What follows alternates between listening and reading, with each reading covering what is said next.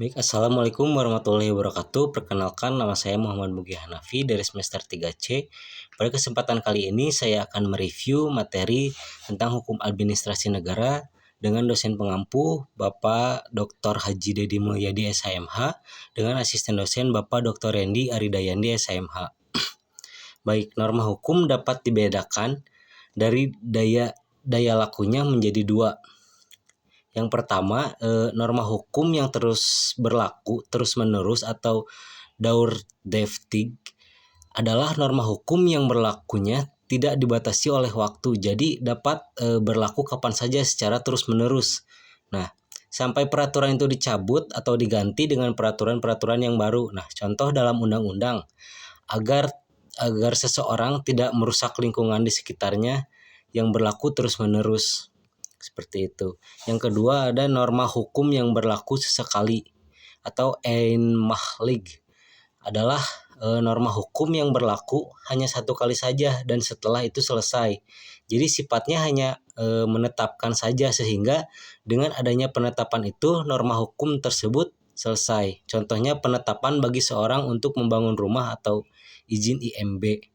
Nah, norma hukum juga dapat dibedakan menjadi 4, diantaranya norma hukum tunggal. Norma hukum tunggal adalah suatu norma hukum yang berdiri sendiri dan tidak diikuti oleh suatu norma hukum lainnya. Jadi isinya hanya merupakan suatu suruhan tentang bagaimana seseorang hendaknya bertindak atau bertingkah laku. Nah, contohnya hendaknya engkau berperi kemanusiaan. Nah, seperti itu. Yang kedua, norma hukum berpasangan adalah norma hukum yang terdiri atas dua norma hukum, yaitu norma hukum primer dan norma hukum sekunder.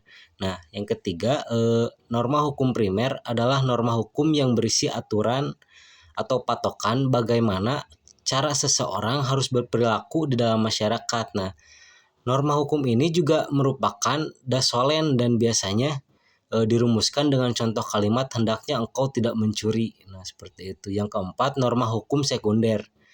Nah, norma hukum sekunder adalah norma hukum yang berisi tata cara penanggulangannya apabila norma hukum primer tidak dipenuhi atau tidak dipatuhi.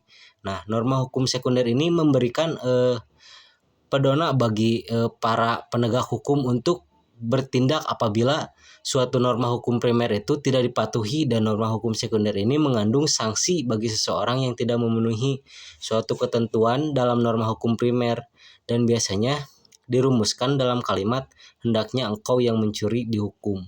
Nah, seperti itu. Mungkin cukup sekian review saya kali ini. Mohon maaf bila ada kesalahan. Wassalamualaikum warahmatullahi wabarakatuh.